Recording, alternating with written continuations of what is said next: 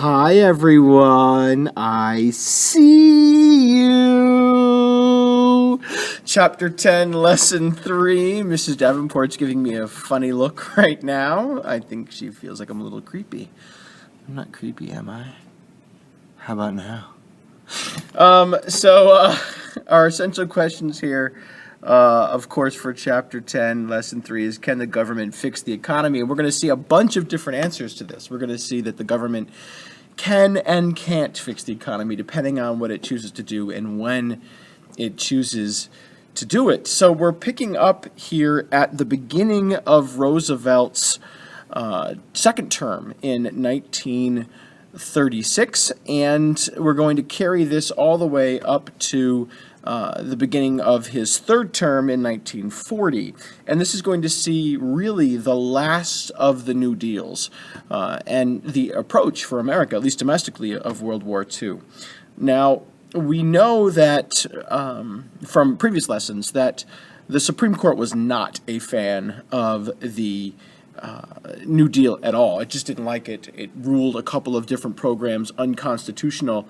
And as I'm blowing up here on the screen, you can see that in 1936, the spring of 1937, when Roosevelt begins his second term after being elected in 36, the Supreme Court is consisting of 9 different justices, and it's a 5-4 split, and there are 5 conservative Republicans and there are 4 liberal Democrats.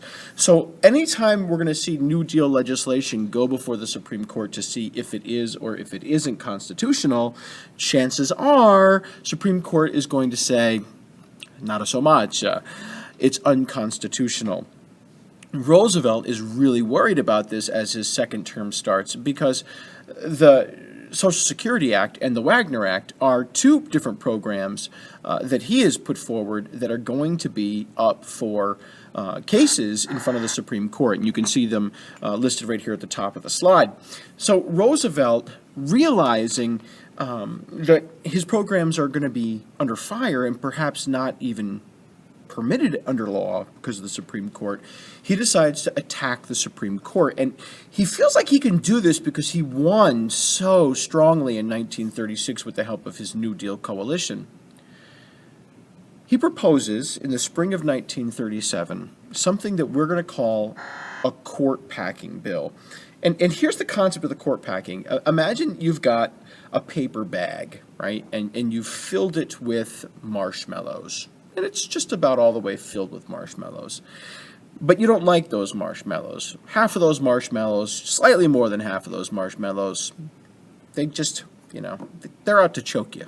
They want to go in your mouth and choke you, and you don't want to choke on them. So what you're going to do is you're going to stuff as many more marshmallows into that bag that do like you that you can eat. That's the concept. We've got 5 justices on the Supreme Court that don't like the New Deal, that have struck down the Agricultural Adjustment Act, that have struck down other acts as well, like the National Recovery Act. And we need to find a way to stuff some more friendly liberal Democrat judges onto the Supreme Court so that the Social Security Act and the Wagner Act can stay legal in our country. What happens? Roosevelt's plan that he sends says that he could, in essence, appoint up to 6 more justices every time one of the ones already on the court, up here, turns 70 and don't retire. So that you could conceivably see a Supreme Court made up of a ton of people. Right? I mean, you have 9, you add 6, you get 15.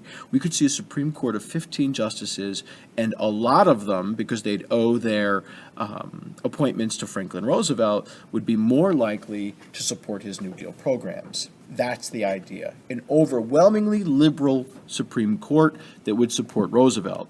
This is a really, really, really bad idea, in part because we don't know who those new justices would be. What happens if some of those new justices might be, according to what white segregationists feared anyway, people that might want to end segregation? Or what if African Americans feared they turned out to be justices that would decide to turn against any civil rights and support Jim Crow and segregation. In other words, nobody knows for sure who would be appointed to this thing, and everyone who's part of the New Deal coalition, white, black alike, worries that the judges that would be appointed would be against them. So it doesn't necessarily work in Roosevelt's favor. The results are that, for whatever reason, the justices decide to switch their votes. That 5-4 Supreme Court that had been voting against New Deal programs feels a little threatened, changes their votes, and now all of a sudden it's 5-4 for New Deal programs. So while Roosevelt definitely sees his reputation hurt by this, and it does help Republicans and conservatives gain some strength against Roosevelt, he does get what he wants. The Social Security Act and the Wagner Act are upheld by the courts. There is some switch over from conservative to liberals. And even though the bill doesn't pass, Roosevelt still kind of gets what he wants. And even with the Republicans and the conservatives gaining some strength off of this because people were worried that Roosevelt might have too much power, that Roosevelt might be influencing the court too much, he's still going to have a chance to make some changes because of something else that happens in 1937.